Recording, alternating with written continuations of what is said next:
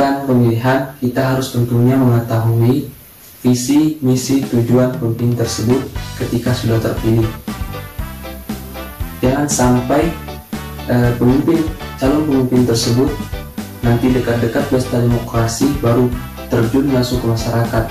Sebaiknya kita memilih pemimpin yang jauh-jauh hari sebelum pemilihan dia sudah terjun ke masyarakat, dan kita mengetahui latar belakang calon pemimpin tersebut.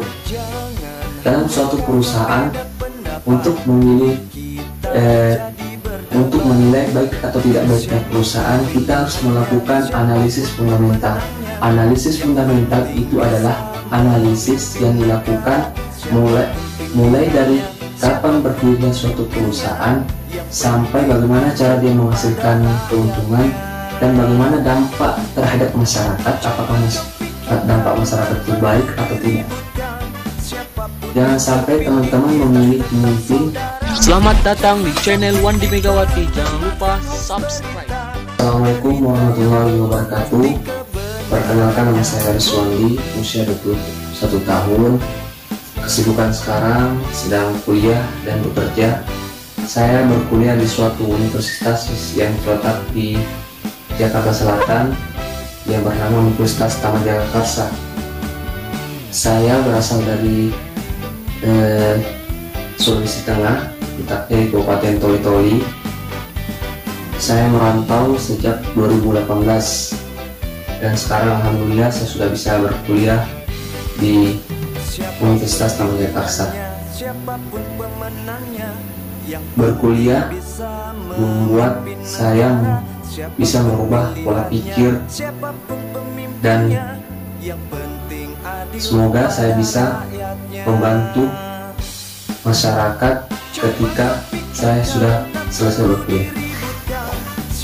Sebentar lagi kita akan mengadakan pesta demokrasi pada tanggal 9 Desember 2020. Akan melakukan pemilihan calon gubernur, wakil gubernur, calon bupati dan wakil bupati, pemilihan calon wali kota dan wakil wali kota yang akan diselenggarakan di 9 provinsi, 270 daerah, 224 kabupaten, 37 kota. Semoga daerah teman-teman adalah salah satu yang akan menyelenggarakan pesta demokrasi tersebut. Dalam memilih pemimpin, kita harus benar-benar mengetahui visi, misi, dan tujuannya ketika sudah terpilih.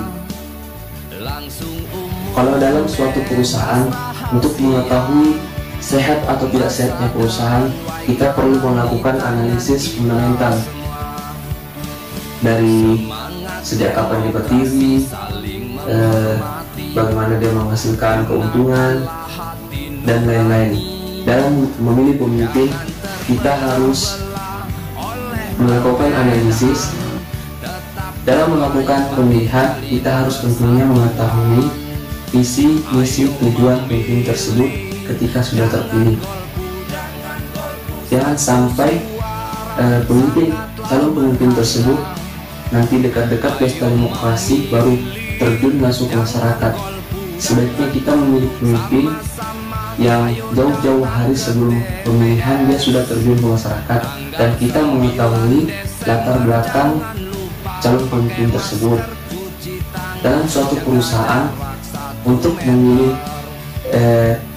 untuk menilai baik atau tidak baiknya perusahaan, kita harus melakukan analisis fundamental. Analisis fundamental itu adalah analisis yang dilakukan mulai dari kapan berdirinya suatu perusahaan sampai bagaimana cara dia menghasilkan keuntungan dan bagaimana dampak terhadap masyarakat, apakah dampak masyarakat itu baik atau tidak. Jangan sampai teman-teman memilih pemimpin hanya karena uang 500.000, teman-teman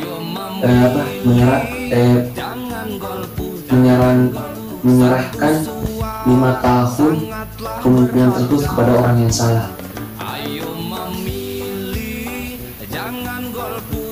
Maka dengan itu saya mengajak teman-teman betul-betul mengetahui visi misi tujuan tersebut dengan cara tidak dibayar dan bagaimana dia caranya menghasilkan keuntungan dan apakah dampak berdirinya perusahaan itu bisa terdampak baik di lingkungan masyarakat atau tidak. Dalam pemilihan pemimpin kita harus betul-betul juga mengetahui tujuannya. Jangan sampai teman-teman memilih pemimpin hanya karena dibayar oleh pemimpin tersebut. Teman-teman juga bisa menilai pemimpin tersebut.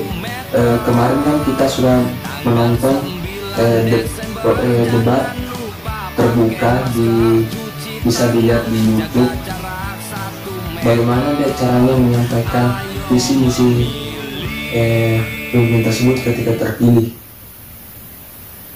Maka dari itu saya mengajak teman-teman, mari kita gunakan hak suara kita sebaik-baiknya.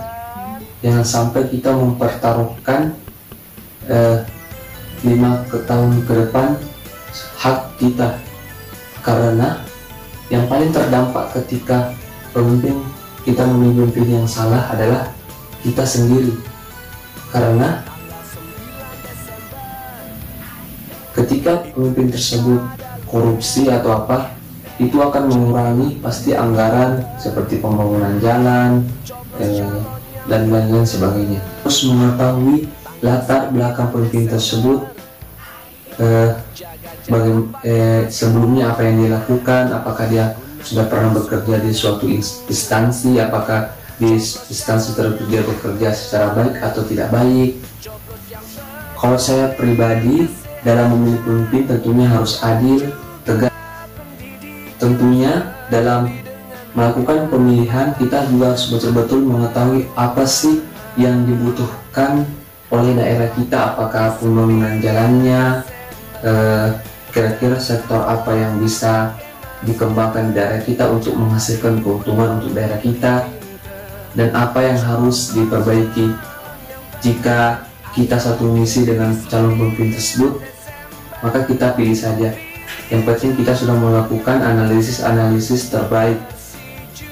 Jika kita sudah melakukan analisis terbaik tetapi memang pemimpinnya tidak baik, ya itu kita serahkan kepada Tuhan. Mungkin itu saja, lebih dan kurangnya saya mohon maaf. Semoga Indonesia semakin baik, dan Indonesia sekarang kan negara yang berkembang. Semoga kedepannya bisa Indonesia yang lebih maju. Sekian dari saya, lebih dan kurangnya saya mohon maaf. Wassalamualaikum warahmatullahi wabarakatuh.